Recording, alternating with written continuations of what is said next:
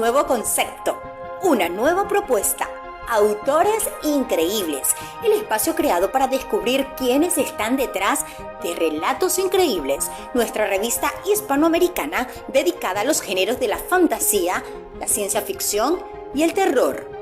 Pueden apoyar nuestro proyecto adquiriendo el último número de la revista en sus plataformas de ebook como Amazon o Letgo. De igual manera, pueden sumarse a la comunidad de patrocinadores en Patreon, donde contarán con muchos beneficios a cambio de tu apoyo constante. Relatos Increíbles es una lectura para todos.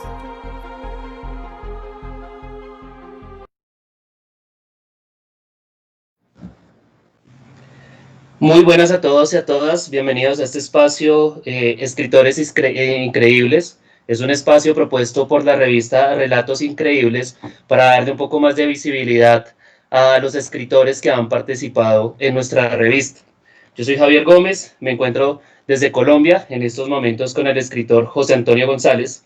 Quiero invitarlos de antemano a que participen en nuestra revista, que sigan nuestro en vivo, que compartan nuestro en vivo y que nos apoyen a través de la plataforma Patreon para poder seguir haciendo lo que estamos haciendo en estos momentos, que es justamente apoyar escritores, apoyarnos entre todos, pasar un buen tiempo en cuarentena y poder seguir con esta revista. ¿Qué tal, José Antonio? ¿Cómo estás? Hola, Javier, ¿qué hay? Muy bien, encantado de estar aquí. Muy bien, José Antonio. Déjame decirte que yo también estoy encantado de estar compartiendo este espacio contigo. Como te decía hace un momento, pienso que el tiempo que dediqué a leer tus textos fue un tiempo bastante bien invertido. José Antonio, cuéntanos un poco de ti, ¿desde dónde nos hablas en estos momentos? Pues yo hablo desde Sevilla, en España, al sur de España, y bueno, aquí hace ahora mismo una calor tremenda, estamos como a 43 grados, creo que estábamos hoy aproximadamente a las 3, 4 de la tarde, y nada, muy bien, aquí deseando de empezar a hablar con vosotros y comentar un poquito y contar un poquito de cosas. Genial, genial, José Antonio. José Antonio, eres lector de cómics y lector desde muy pequeño. Cuéntanos un poco por qué, qué pasó desde muy pequeño que disparó en ti esa curiosidad por la lectura. Bueno, pues eso me viene desde muy, muy pequeño. O sea, yo empecé a leer prácticamente desde que aprendí. Yo aprendí a leer, me enseñaron en el colegio y me cuentan mis padres que cuando íbamos en el coche y íbamos por una calle paseando con el coche, todos los carteles que yo veía los iba leyendo en voz alta. O sea, yo iba viendo carteles y los iba leyendo. Entonces, digamos que ese fue el primer contacto, digamos, más directo con la lectura. De ahí ya pasé a los cómics. Leía todo tipo de cómics, de superhéroes, de aventuras, de cómics de humor, todo lo que caiga en mis manos. Cualquier cómic que caiga en mis manos, yo lo devoraba, literalmente lo devoraba. Y ya luego, a los 10 años, además me acuerdo perfectamente de cuál fue mi primer libro, fue a los 10 años. Yo me acuerdo que paseaba todos los días con mis padres por delante de una papelería, de una tienda, y había una novela, un libro de Sir Arthur Conan Doyle, que es El Mundo Perdido. Claro, yo con 10 años, como prácticamente todos los niños, yo estaba apasionado por los dinosaurios y estaba obsesionado con ese libro. Tanto que a mi abuelo todos los días le daba la vara, por favor, cómpramelo, por favor, hasta que yo un día conseguí que me lo comprase. Y bueno, la experiencia fue para mí reveladora. O sea, fue mi primer contacto con una novela, lo que es entrar en beberte, ¿no? En meterte dentro de lo que es la trama, los personajes. Para mí fue algo totalmente revelador. O sea, yo me quedé profundamente enamorado ya de la lectura, sobre todo de las novelas y del género ya, bueno, del género ya venía enamorado de antes, pero eso es un poco otra historia. Bien, José Antonio, perdóname. También el cine de ciencia ficción llamó en ti muchísimo la atención. ¿Qué pasó con el cine de ciencia ficción? ¿Por qué te atrapó tanto? Pues mira, antes que el cine fue la televisión. Yo recuerdo que con 4 años aproximadamente, 4 o 5 añitos, 4 años, en España se emitía una serie, creo que en Latinoamérica también, solo que con el nombre un poco cambiado. Aquí se llamaba Espacio 1999. Estaba protagonizada por Martin Landau. Me imagino que te sonará. Yo la veía, ya te digo, con 4 años. y a mí me fascinaba. O sea, yo veía esa serie, veía esos avances, esas naves. Había una cosa que me llamaba muchísimo la atención, que era lo que estamos haciendo ahora mismo, que era o sea, lo que es la videoconferencia, que en aquella época, te hablo de los años 70, era algo totalmente, o sea, era pura ciencia ficción. Y yo me acuerdo que en la serie pues se veían hablando en pantallas y era algo que a mí me fascinaba, ¿no? Y al poco tiempo, un año después, se estrenó, aquí en España la primera película se llamó La Guerra de las Galaxias, el título original es Star Wars, se estrenó un año después. Claro, yo ya iba un poco con la afición ya, el guserito de la afición ya lo tenía. Y bueno, recuerdo que vino un día mi padre, yo llevaba ya tiempo viendo los trailers de la película en televisión, y un día vino mi padre, eran las 9 de la noche aproximadamente, 8:30, 9, era ya tarde, y vino a recogerme con el coche y me dijo, venga, súbete, que nos vamos a ver la película. Y para mí fue una experiencia también. O sea, yo cuando salí del cine salí ya con el concepto de lo que era el cine, la ciencia ficción totalmente ya cambiado, variado, ¿no? Recuerdo que llegué a mi casa, porque yo antes era muy aficionado a dibujar, y tal como llegué cogí un papel y un lápiz y empecé a dibujar todo lo que había visto. Las naves, los robots, todo lo que... Me quedé prendado totalmente. Y ya a partir de ahí, pues bueno, ya fue un trasiego, ¿no? Ya eran cada vez más películas, series, ya, bueno, libros. José Antonio, a mí me parece en estos momentos bastante espectacular que esos elementos de la ciencia ficción se hayan, o varios de esos elementos se estén haciendo realidad en estos momentos, ¿no? Justamente como decías hace rato, esos hologramas, esas proyecciones, sobre todo esas proyecciones en estos momentos, estas videoconferencias que como me cuentas, para esa época era un sueño apenas del cine de ciencia ficción. Menos mal que ahorita te tenemos acá y estamos con todos en un espacio bastante interesante y bastante importante que en lo personal he disfrutado mucho, que es tener contacto y experiencia con gente de otros países, ¿no? Que era algo que era una ficción totalmente estarnos viendo. Algo totalmente de ciencia ficción, o sea, no nos lo podíamos ni imaginar, ¿no? ¿Qué otros elementos de la ciencia ficción sientes que se están cumpliendo en estos momentos? Pues mira, curiosamente, yo muchas veces cuando pienso en esto, por ejemplo, en aquella época, ¿no? Tú te ponías a pensar y veías que, por ejemplo, una película que a mí también me llamó muchísimo la atención, ¿no? Blade Runner. Esa película, cuando yo la vi en el año 87, quiero recordar, ¿no? Tenía entonces, por aquel entonces, todavía poco tiempo desde que se estrenó. Y yo recuerdo que una de las cosas que más me llamó la atención eran los coches que volaban, por ejemplo, ¿no? Yo veía esos coches volando. Claro, yo decía, vamos a ver, esta película está inspirada en el año 2019, estamos en el 87.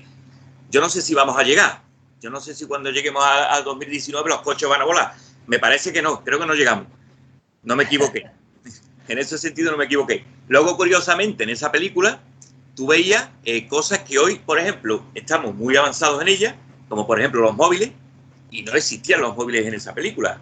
Recuerdo que el personaje, para comunicarse, se tenía que ir a una cabina de videoconferencia y se iba a la calle, marcaba un número como si fuese un teléfono y se veía con la otra persona a través de videoconferencia, pero no llevaba un móvil. O sea que hay cosas que sí, que digamos que se anticiparon y cosas que no, que nos hemos quedado un poquito, incluso hemos avanzado más en tecnología de lo que parecía que íbamos a avanzar las películas. Entonces es curioso. Luego, por ejemplo, otros temas como la exploración espacial, ¿no? Que se pensaba en los años 60, cuando cuando empezó la carrera, digamos, espacial, ¿no? Entre la URSS y Estados Unidos. Hubo un momento en el que parecía que cuando llegásemos a esta década de 2020, más o menos en la que estamos, que ya íbamos a tener prácticamente medio sistema solar colonizado, y sin embargo, pues aquí estamos todavía, que ni siquiera hemos vuelto a la Luna. Son cosas que hoy vistas, ¿no? La verdad, miras para atrás y es como lo que ahora se viene a llamar la retrociencia ficción, ¿no? En aquella época había una visión un poquito más, digamos, más idealizada de lo que luego realmente ha ido siendo. Sin embargo, luego tenemos avances como Internet, por ejemplo, que ni siquiera aparecían en las películas o en las novelas, fue algo totalmente novedoso. y el tema de los móviles también, por ejemplo. O sea, hay cosas que en las que sí hemos digamos, superado a la afición y otras en las que nos hemos quedado un poco, digamos, bastante por debajo, ¿no? ¿Cómo vivió José Antonio la carrera espacial? Ese bombardeo de información. Recuerdo yo aún que cuando era niño, ir a las tiendas de juguetes era ir a ver muchos cohetes, muchos transbordadores, muchos astronautas. Aún se sentía muchísimo esta ansiedad por conocer el espacio y que era algo bastante distribuido. ¿Cómo vivió José Antonio su niñez y parte de su adolescencia con esa información, con ese bombardeo de la carrera espacial?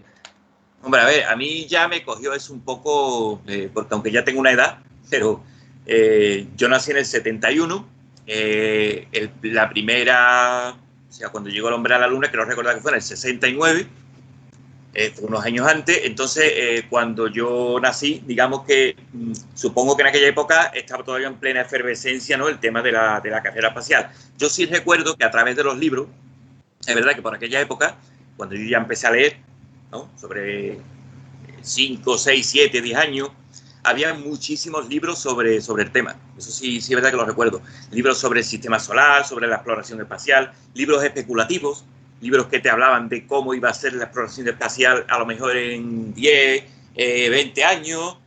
Volvemos a lo mismo de antes. En algunas cosas acertaron, en otras se quedaron muy lejos, ¿no? Pero lo viví un poco a través de los libros, más que de... Porque en aquella época también películas y... digamos, la televisión tampoco estaba tan evolucionada como está ahora, ¿no? Aquí en España había 2 canales de televisión y los programas eran muy limitados. Entonces lo viví más bien a través de libros. Libros además muy divulgativos. Yo me acuerdo que era el libro con muchos dibujos. Había poco texto, pero sí había muchos dibujos, dioramas. Eran libros muy bonitos que tú lo abrías y te aparecía un diorama, a lo mejor de un paisaje lunar o del sistema solar. Quiero recordar que por aquella época había mucha... digamos, se tomaba ese tema muy en consideración a través de la literatura y además de literatura juvenil y para niños. Entonces, a través de ahí, sí que es verdad que me informé de muchísimas cosas. ¿Y qué opinión te merece precisamente ese avance de la tecnología? Es decir, haciendo un panorama un poco más global, un poco más social. Hay posturas, ¿no?, respecto a los recursos que se le invierten a la tecnología, en si deberíamos invertir, si deberíamos seguir avanzando. La ciencia tiene en estos momentos discusiones bastante fuertes con respecto a la moral. Estamos aún con todo lo de la clonación y bueno, en general, desde José Antonio, ¿cómo se ve este panorama de la ciencia y lo que se viene a futuro con respecto a la ciencia? Hombre, yo es que soy un defensor a ultranza de la tecnología y de la ciencia. Yo pienso que si la ciencia nunca jamás hubiésemos llegado a nivel de evolución que tenemos ahora mismo. La ciencia es fundamental para todo, en todos los aspectos, en medicina, en tecnología, en lo que estamos hablando, exploración espacial, todo, alimentación. O sea, sin ciencia, prácticamente hoy, si de repente la ciencia desapareciera, nos estancaríamos como civilización y como sociedad. Entonces, ahí la verdad es que yo soy un ferviente defensor de la ciencia, de la tecnología, de la investigación. Ahora más de moda quizás que nunca, con el tema de la pandemia, ¿no?, que hay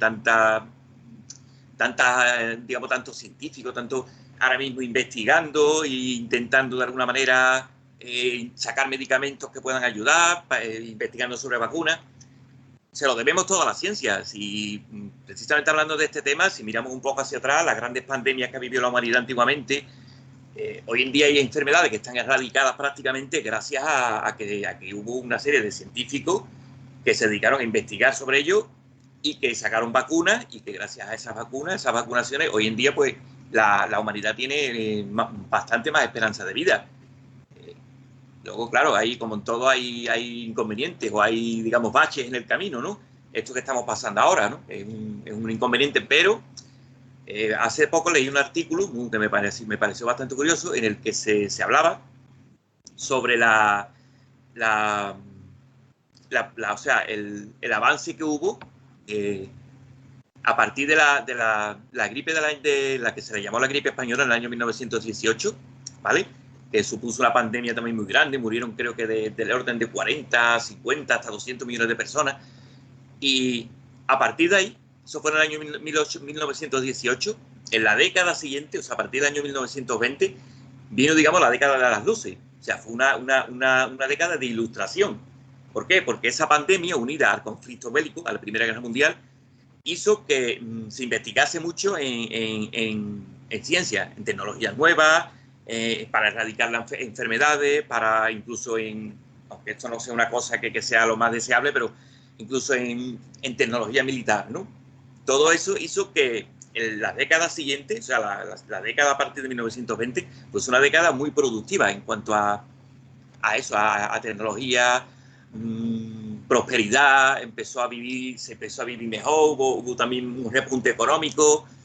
Muchas veces cosas como esta, como pandemias o cosas que en apariencia son bastante malas, ¿no? y que traen muchísimo sufrimiento, pero luego, si se mira un poco la parte positiva, redunda también en eso, en una especie de beneficio, digamos, a nivel global, ¿no? Todo lo que sea investigación, aunque sea en este caso para paliar una enfermedad. Luego, si se puede aprovechar esa investigación para seguir avanzando en otros campos y en otras áreas, yo creo que eso es fundamental. Bueno, José, lo decía precisamente, claro, tienes toda la razón. Ha sido la tecnología lo que nos permite este nivel de evolución e incluso que tú y yo estemos en estos momentos teniendo una charla de este tipo. Sin embargo, lo preguntaba porque desde la tecnología o desde muchos análisis que se le hacen a la tecnología si bien nos ha traído grandes beneficios, grandes avances y una pues respectiva evolución con respecto al ser humano, también ha sido la tecnología la que ha venido degradando paulatinamente al planeta. ¿Mm? Entonces, pareciese también que fuera como nuestro cataclismo de nuestra espada de Damocles, perdón, que mientras nosotros vamos evolucionando, vamos también dejando cada vez un hilo más suelto para esta espada que nos pende sobre la cabeza.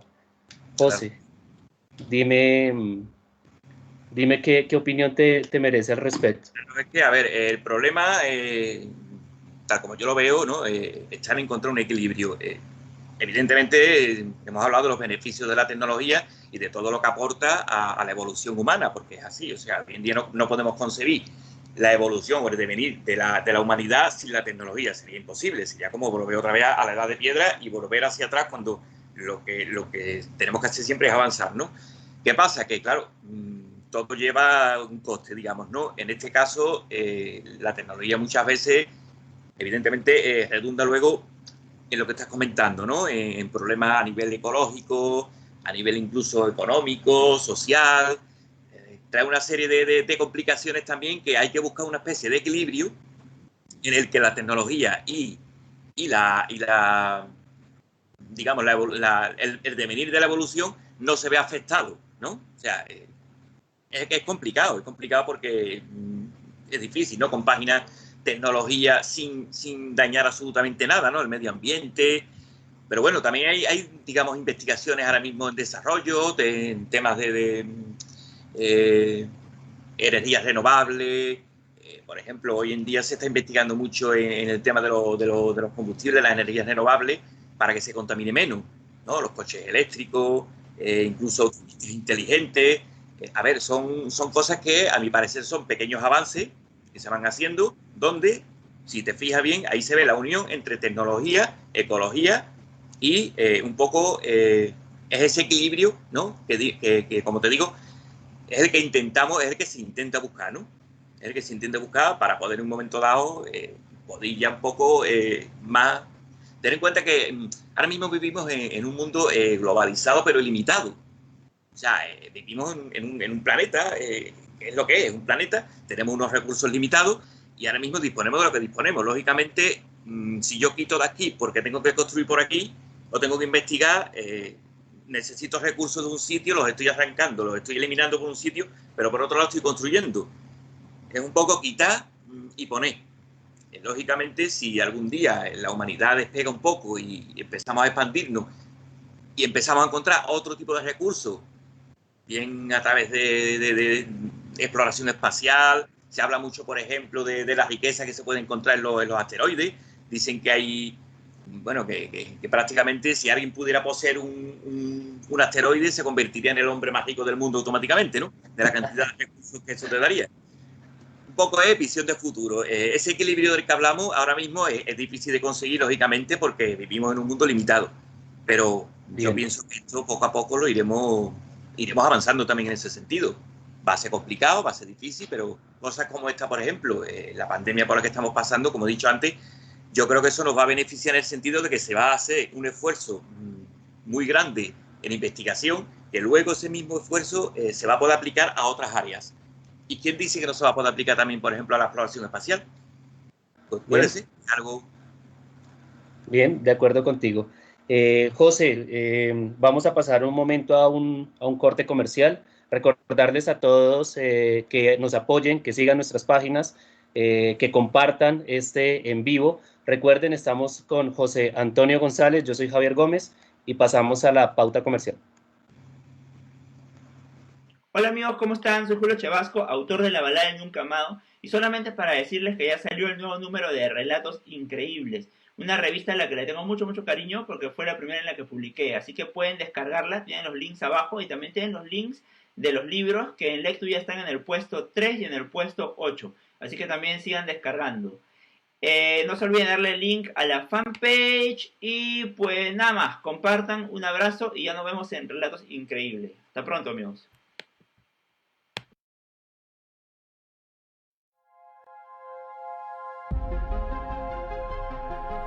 Un nuevo concepto, una nueva propuesta. Autores Increíbles, el espacio creado para descubrir quiénes están detrás de Relatos Increíbles, nuestra revista hispanoamericana dedicada a los géneros de la fantasía, la ciencia ficción y el terror. Pueden apoyar nuestro proyecto adquiriendo el último número de la revista en sus plataformas de ebook como Amazon o Letgo. De igual manera, pueden sumarse a la comunidad de patrocinadores en Patreon, donde contarán con muchos beneficios a cambio de tu apoyo constante. Relatos Increíbles es una lectura para todos.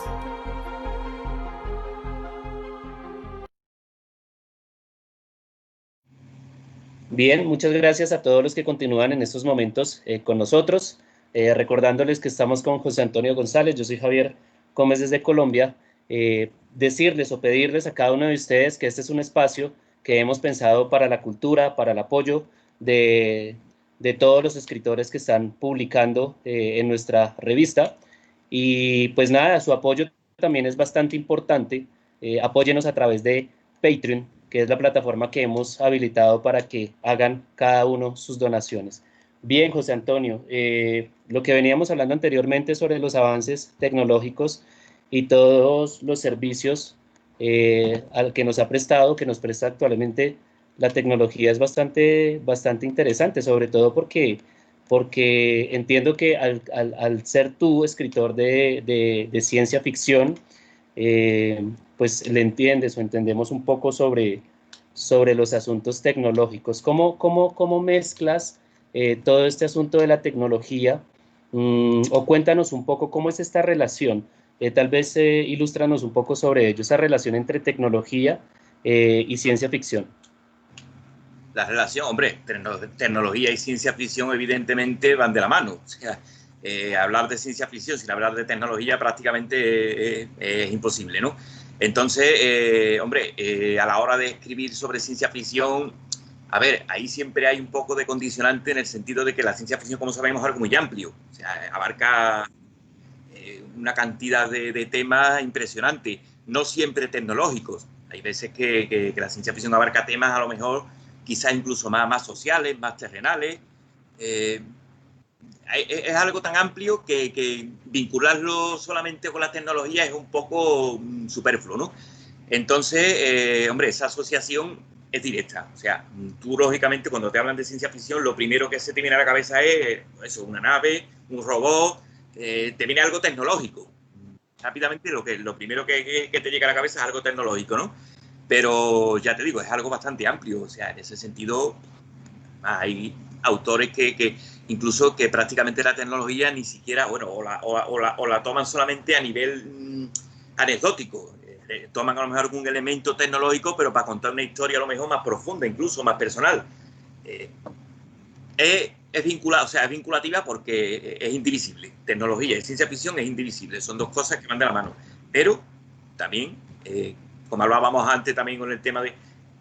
hay que tener también siempre un cierto equilibrio. Ya te digo, por ejemplo, a lo mejor no viene un poco al caso, pero Isaac Asimov era un escritor que escribió mucho sobre robots, como todos sabéis, ¿no? Escribió sobre civilizaciones tecnológicamente muy avanzadas, la saga, por ejemplo, de Fundación, habla de una civilización humana que se expande por el universo. Sin embargo, Asimov no tenía, creo recordar, ni una novela o ningún relato donde apareciesen, por ejemplo, alienígenas o extraterrestres. O sea, él lo vinculaba todo a la tecnología, pero en un contexto social y humano. Bien. Por eso te digo, es un campo tan amplio, tan grande, tan inmenso, que se puede mirar desde tantos puntos de vista diferentes, pero sí, evidentemente la tecnología es el núcleo. Queramos o no, lo que es la ciencia ficción, la tecnología siempre va a ser el núcleo. Bien. Héctor, perdóname, José, eres autor de un cuento genial, con una trama espectacular, con unos acontecimientos bastante bien construidos, con unos tiempos, con una trama que fue una experiencia. Fueron de esos cuentos que te brindan, más allá de la lectura en sí, te brindan una experiencia. Temática, no sé si tú quieras presentar la temática, si tú nos quieras hablar de ese cuento, y tal vez que seas tú el que nos des la introducción a aquella trama de ese cuento. Sí, bueno, la temática, ¿verdad? Sí, se podría decir que evidentemente la temática es sobre temática zombie, ¿no? Porque evidentemente es el concepto, digamos, más llamativo, ¿no? del relato.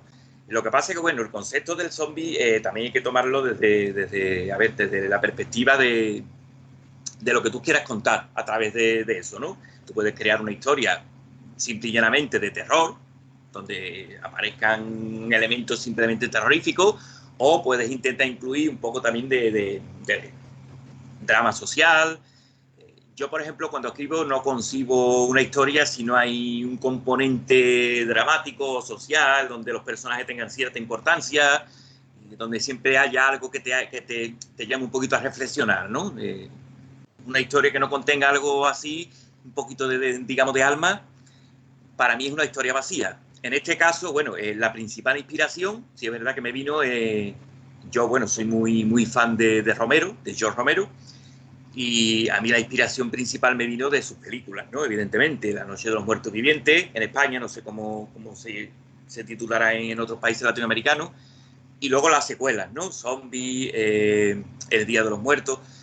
Fueron películas que a mí me impresionaron mucho en su momento y la verdad me daban... Yo me considero un valiente. Yo cuando veo películas de terror, la verdad, pocas veces me hacen sentirme mal o me dan miedo. Sin embargo, con las películas de Romero, a mí me inquietaban. Me inquietaban porque si tú ves una película de George Romero, tú no estás viendo solamente una película de zombies que se comen a la gente, que eso también lo hay. Pero estás viendo una denuncia social, estás viendo en la figura misma del zombie, por ejemplo, estás viendo una degradación de la humanidad. Yo siempre lo he visto así. O sea, estás viendo, es como una especie de involución humana, ¿no? Esa persona que de momento resucita y se come a sus propios familiares. Y eso es lo que a mí me daba más, lo que más me llamaba la atención, lo que daba más miedo, ¿no? Y un poco es lo que intenté transmitir en este cuento, ¿no? Ese concepto un poco de eso, de degradación, de que todo va un poco cuesta abajo y que ya llega un momento en el que no puedes volver a retomar tu vida o tu modo de la sociedad tal como la conocía. En fin, es un poco de un cuento de decadencia, ¿no? Te cuento que es justamente, yo no era muy interesado en la temática zombie y es justamente la perspectiva que le das a una infección de este tipo, que también se mezcla muchísimo con lo que estábamos hablando, ¿no? Cuando uno ve algunas películas o lee algunas cosas sobre los orígenes de por qué se expande una pandemia zombie, pues tiene que ver precisamente con la tecnología, ¿verdad? Claro. Hay algo que me causa mucha curiosidad también, José Antonio, de ti, y es que vienes escribiendo desde muy joven. Eres un escritor bastante joven. Hablas de que hacías guiones para cómics. Sí, Ya sí, había una así es. experiencia gigante. ¿Cómo Sí. fue eso? Cuéntanos un poco sobre eso. Dibujaba, yo dibujaba los cómics y además los guionizaba. O sea, a mí se me ocurrió una historia. Primero hacía un diseño, digamos, de lo que era la viñeta, en fin, dibujaba las viñetas, las encuadraba y después implantaba los dibujos dentro y yo mismo me inventaba la historia y la guionizaba y la escribía. Y bueno, llegué a hacer incluso un amago de colección, ¿no? Yo a lo mejor veía una película que me gustaba mucho e intentaba hacer su versión en cómic. Le ponía su portada, lo grapaba, le ponía incluso el precio. O sea, yo lo hacía absolutamente todo. Y de ahí quizá me vino un poco el gusanillo, digamos, de la escritura, ¿no? Ahí cuando empecé un poco a hacer mis primeros pinitos en la escritura. Ya te digo, eran cómics muy básicos, eran historias muy básicas, apoyadas con dibujos, pero a un nivel básico, ¿no? No era un nivel muy, muy profundo. Pero bueno, ya ahí empecé un poco a apuntar lo que era la intención, ¿no? Luego empecé a escribir pequeños relatos, cortitos, de a lo mejor una página, un par de páginas, historias cortas, y poco a poco pues fui animándome más y cada vez empecé a desarrollar historias un poquito más complejas, un poquito más elaboradas. Ya empecé a colaborar, ya cuando llegó el boom de Internet, empecé a colaborar con algunas páginas especializadas. Escribía sobre todo artículos, no eran tanto historias o relatos como artículos. Escribí, recuerdo, un artículo sobre bandas sonoras, otro sobre la relación entre videojuegos y cine. Y un poco por ahí también me empezó digamos, la afición a la escritura, pero ya a un nivel un poco más desarrollado. Y bueno, el tema de empezar a escribir relatos, la verdad es que empecé joven, pero luego yo tenía poca constancia para terminarlo. O sea, yo empezaba a escribir, al poco la historia ya no me convencía o me venía una idea nueva, empezaba con otra. No terminaba de culminarlo. Y si te digo la verdad, hasta que escribí precisamente este cuento, este de que estamos hablando, no empecé a escribir ya un poco más en serio, digamos, más terminando los cuentos, empezándolos y terminándolos. Ya empecé a escribir con otra motivación. Un poco, no te voy a decir profesional, porque evidentemente yo no me considero un profesional de la escritura, yo tengo mi trabajo, esto para mí es algo alternativo, pero sí un poco ya con más miras hombre, de si tenía la suerte alguna vez de publicar algo, de que mi obra un poquito fuese conocida, ya le di otra proyección.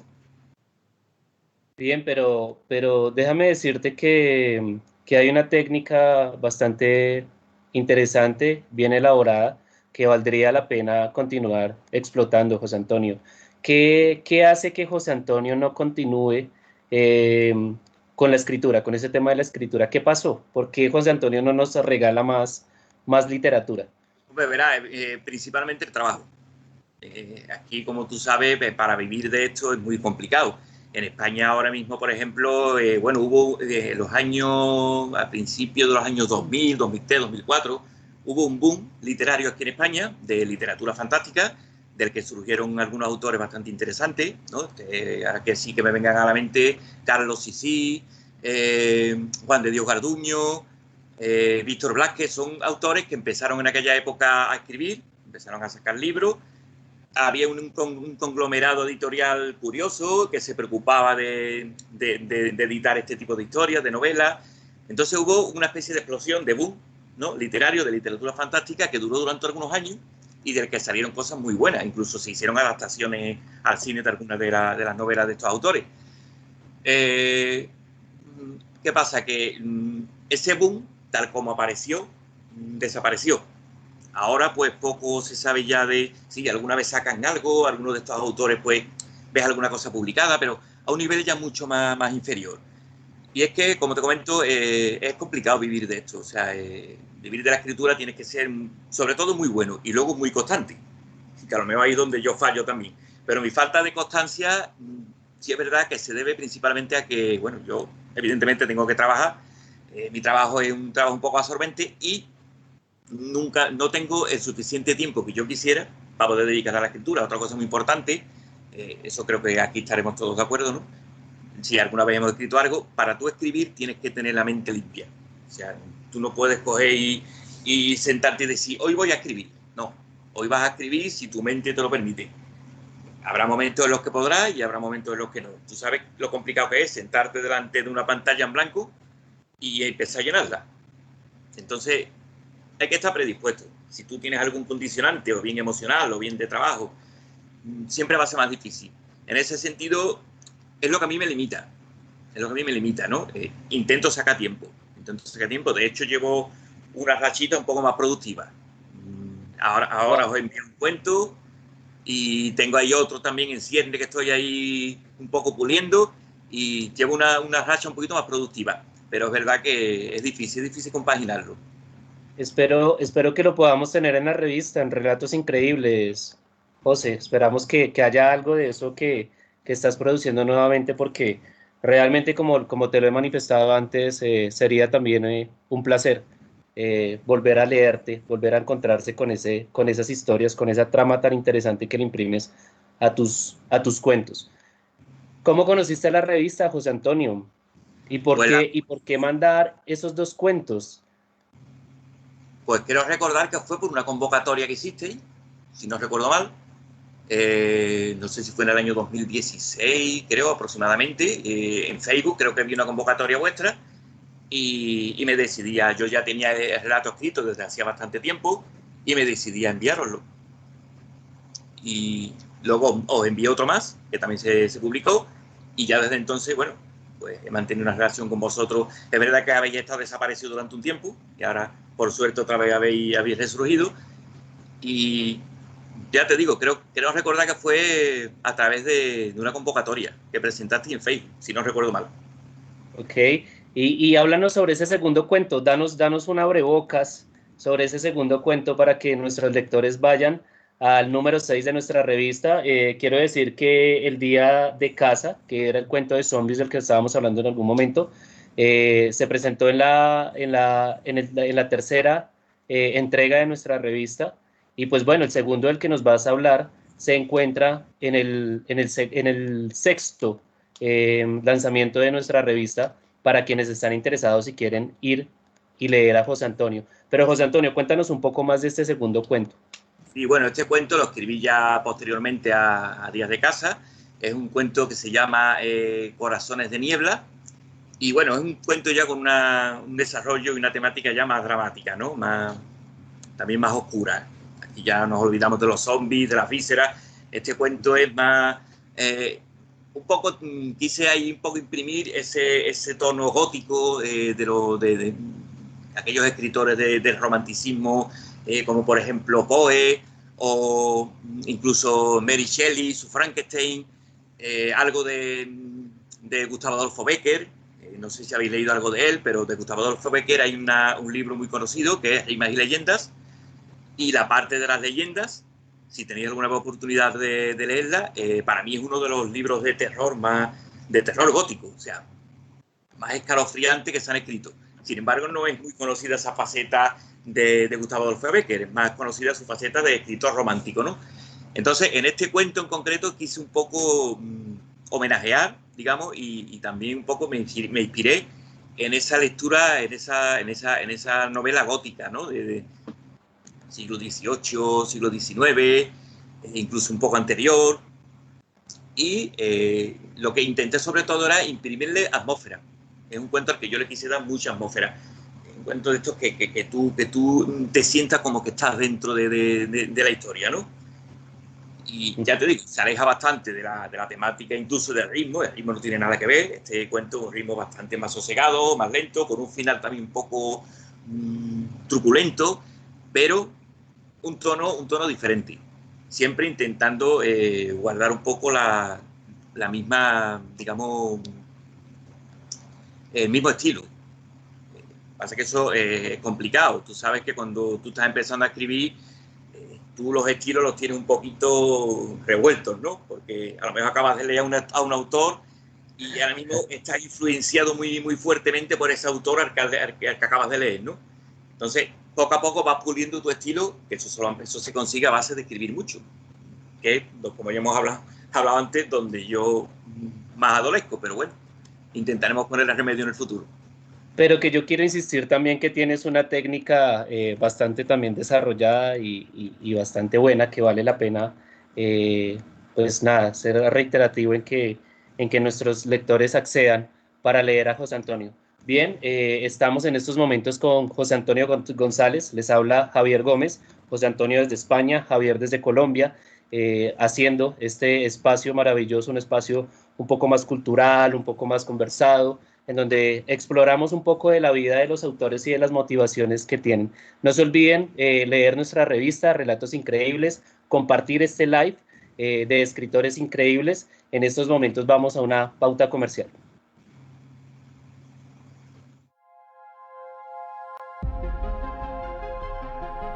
Un nuevo concepto, una nueva propuesta.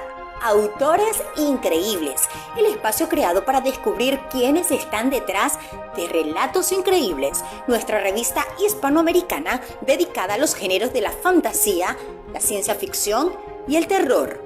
Pueden apoyar nuestro proyecto adquiriendo el último número de la revista en sus plataformas de ebook como Amazon o Letgo. De igual manera, pueden sumarse a la comunidad de patrocinadores en Patreon, donde contarán con muchos beneficios a cambio de tu apoyo constante. Relatos Increíbles es una lectura para todos. Hola, soy Aldana Loureiro, la escritora del libro La Sociedad de los Conejos y del cuento Sentencia, publicado en el número 13 de Relatos Increíbles. Recientemente la revista sacó un nuevo número, El Código Utópico y otros relatos. Los invito a leerlo a través de su plataforma ebook favorita o de la página Patreon de la revista.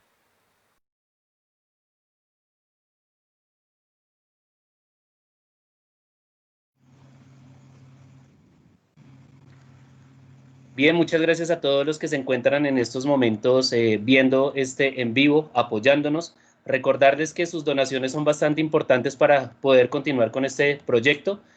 Aquí mismo, en esta página, encontrarán la información respectiva para que nos apoyen a través de Patreon. José Antonio, hablabas precisamente de que tu anterior cuento imprimía mucha atmósfera.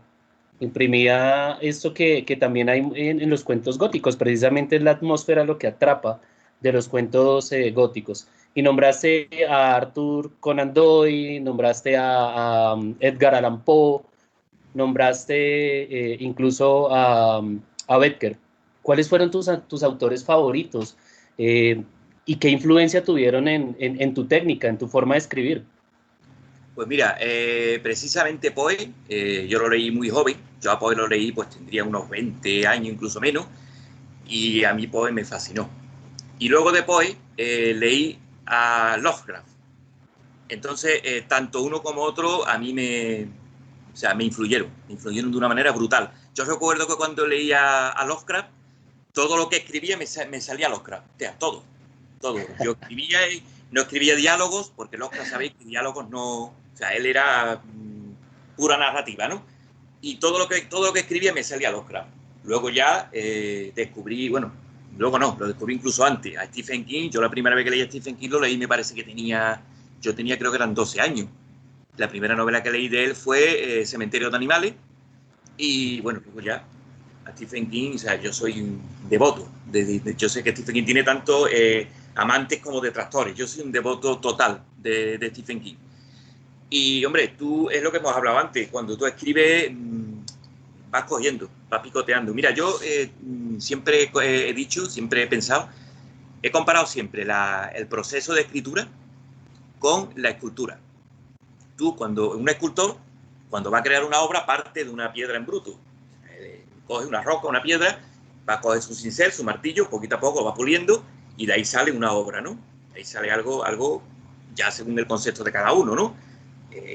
Ya la orientación que tú le des, más luego el concepto de la persona que lo ve. La escritura para mí es algo muy parecido. O sea, tú cuando escribes un cuento, tú lo escribes en bruto.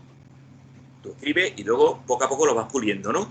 vas quitando un párrafo de aquí, quitas otro de aquí, y añades por otro lado, esta parte de la trama no te gusta, la cambias, el final no te queda bien y lo inviertes. Un poco es como la escultura. Vas cogiendo tu cincelito, que en este caso es la pluma, o es ahora los ordenadores, y vas creando tu obra. Entonces, eso se hace a partir digamos, un poco de retales, ¿no? De retales, y los retales, yo entiendo los retales como la influencia. La influencia es lo que tú has ido mamando como lector durante toda tu vida. Porque yo siempre he dicho que para ser escritor primero tienes que ser lector. Yo eso lo tengo clarísimo. Si tú no lees, difícilmente vas a poder escribir. Si has leído, tus fuentes de influencia van a ser variadas. Y eso se va a ver reflejado siempre en tu obra. Pasa en todas las expresiones artísticas. O sea, yo, por ejemplo, que soy también muy aficionado a la música, hay muchísimos grupos que tú los escuchas y evidentemente rápidamente te evocan a otros grupos porque tienen esa influencia, ¿no? En cine pasa exactamente lo mismo. Hay películas que tú las ves y dices, este director se ha inspirado claramente en este otro porque esta iluminación, esta escena, pues con la escritura pasa lo mismo. O sea, el tema de la influencia es fundamental. Y en mi caso, pues ya te digo, mis referentes primero fueron quizás Poe, Lovecraft, luego Stephen King, Tolkien, porque mi Tolkien fue, bueno, yo cuando leí El Señor de los Anillos, que lo leí con 12 años, a mí ese libro no te voy a decir que me cambió la vida, porque cada vez que lo digo, quien me escucha me dice, tú eres muy exagerado. Pero sí es verdad que mi concepto de la realidad y mi concepto de todo, de la política, de la naturaleza, a mí me cambió. O sea, a mí me definió como persona. Yo a partir de la lectura de ese libro empecé a saber un poco, ideológicamente te hablo, ideológicamente empecé a saber un poco cuál era el rumbo que yo quería tomar en la vida. O sea, es que es lo que te digo, de cada cosa tú vas tomando algo. Y luego a la hora de escribir, lógicamente, pues ya un poco haces una composición. Y las fuentes de inspiración son variadas. Alguna vez yo me lo explicaba como que hay autores que llegan a ser tan importantes para nosotros que parece que dejaran en nuestro subconsciente una parte de ellos mismos. Y es esa mezcla inconsciente de todos los autores que nos han influenciado la que hace que también nosotros desarrollemos una técnica propia. Es la forma en que yo me lo he explicado. Pero José Antonio también escribe ciencia ficción y también deben de haber influencias de ciencia ficción en José Antonio. ¿Cuáles son esas influencias? Lógicamente, mira, por ejemplo, antes te cité a Asimov. Asimov es un referente.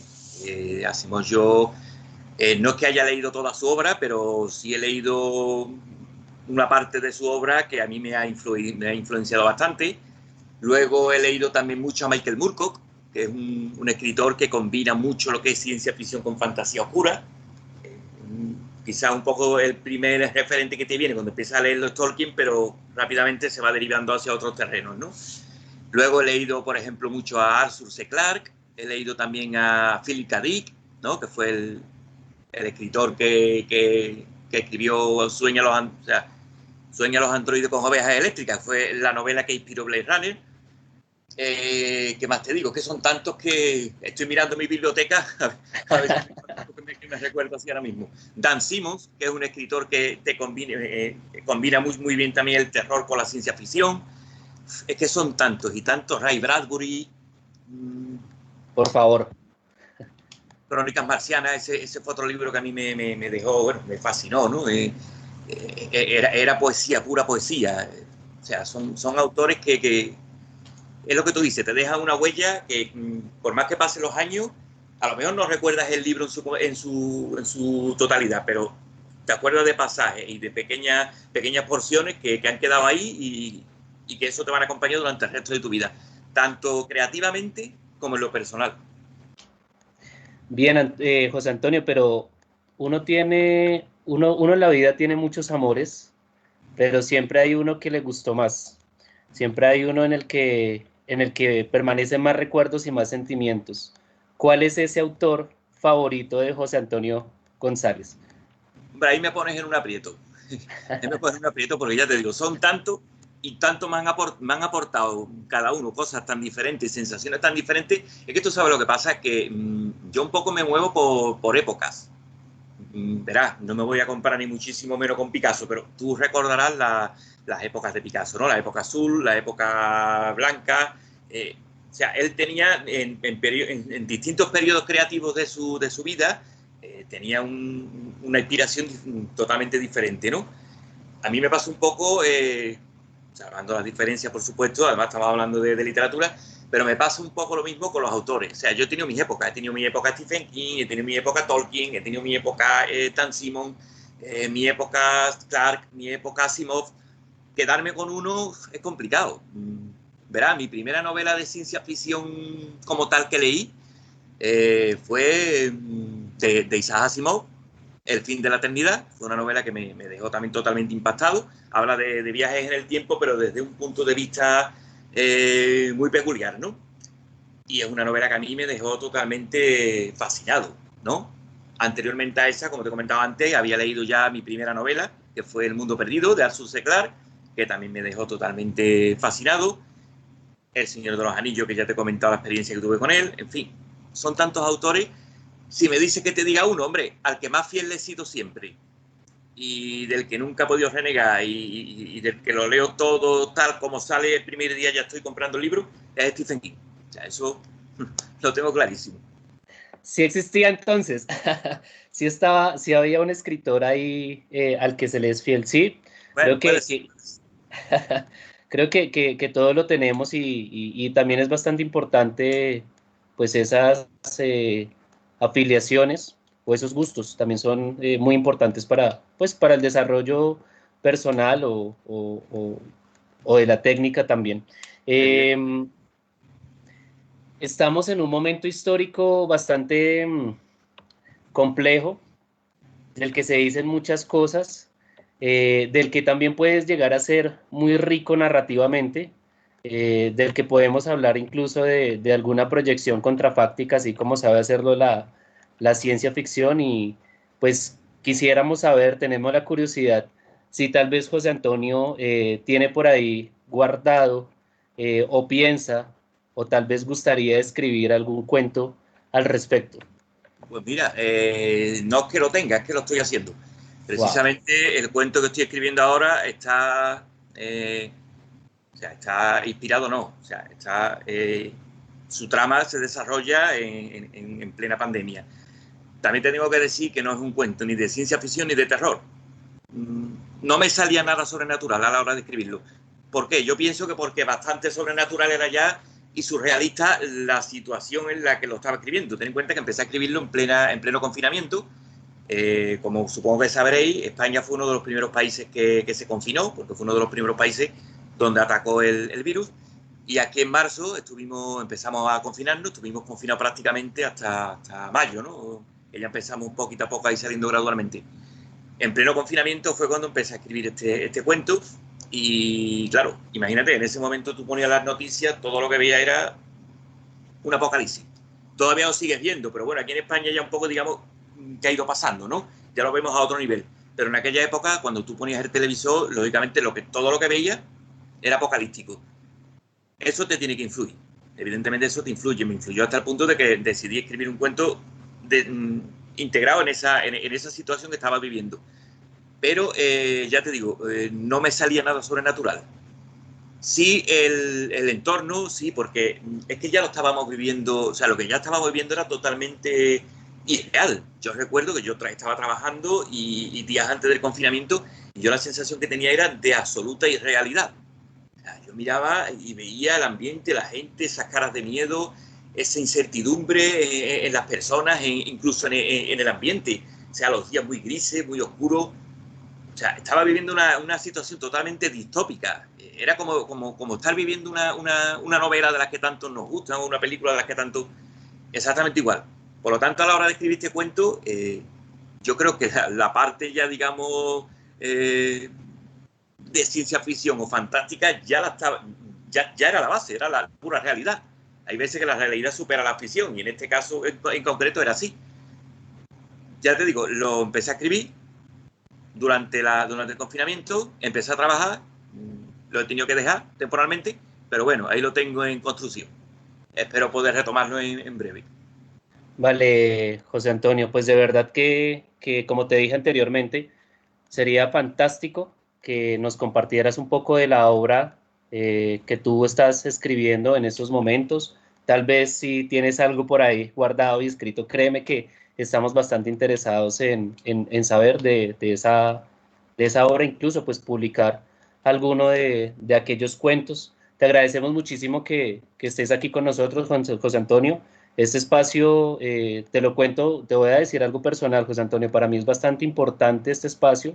Digamos que en medio de este confinamiento y esta pandemia se abrió un espacio cultural para mí, creo que para todos mis compañeros con los que estamos haciendo en estos momentos esto por la revista, y es tener ese espacio cultural. Cada uno somos de un país diferente y nos estamos aportando constantemente distintas cosas, José Antonio. Por ello, estás invitado para una próxima ocasión. Esta es tu casa. Es importante estar compartiéndonos este tipo de espacios, sobre todo en estos momentos. Y quiero que seas tú, José Antonio, el que nos regales una invitación para leer tus cuentos, para apoyar la revista y para seguir, para que continúen también leyendo nuestra revista. Por supuesto que sí, yo apoyo totalmente la iniciativa, la llevo apoyando desde que empezasteis. Me ha parecido siempre una iniciativa muy bonita, muy orientada hacia escritores noveles, como puede ser mi caso, escritores que están empezando, incluso algunos ya más consolidados, pero que les gusta aportar sus cuentos. Creo que estáis haciendo una labor estupenda y yo, bueno, orgullosísimo de formar parte de ella, y aquí me tenéis para lo que queráis. Por supuesto que cada vez que escriba algún cuento, alguna historia nueva, vosotros seréis los primeros en publicarla. De hecho, os mandé una hace como una semana, un par de semanas. Creo que me dijo Héctor que estaba en corrección, pero tenéis ya por ahí un cuento mío, que ese sí es pura ciencia ficción. Genial, genial, espectacular. Bien, pues él es José Antonio González desde España, escritor 2 veces publicado en nuestra revista. Quiero recordarles que este espacio, Escritores Increíbles, es un espacio que busca darle una difusión y una proyección mucho más amplia a nuestra revista Relatos Increíbles. Yo soy Javier Gómez desde Colombia, hablábamos con José Antonio González desde España, para pedirles que sigan nuestras páginas, para pedirles que compartan también este trabajo que estamos haciendo. De nuevo reitero, somos la revista Relatos Increíbles, con este espacio Autores Increíbles, y pues nada, invitarlos a que por favor nos apoyen, a que sigan esta iniciativa, que hagan sus donaciones a través de Patreon, y nos vemos en una próxima ocasión. Hasta luego.